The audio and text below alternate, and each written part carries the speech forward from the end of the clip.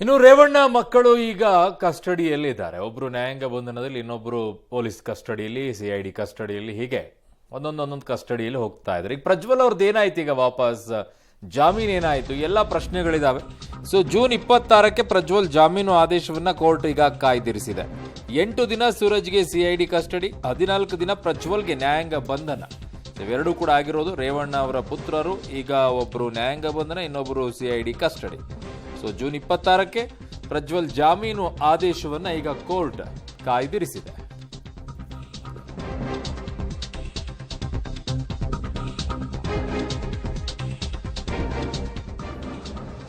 ಕಾನೂನು ಕುಣಿಕೆಯಲ್ಲಿ ರೇವಣ್ಣ ಪುತ್ರರು ಈಗ ಕಸ್ಟಡಿಯಿಂದ ಜೈಲಿಗೆ ಪ್ರಜ್ವಲ್ ರೇವಣ್ಣ.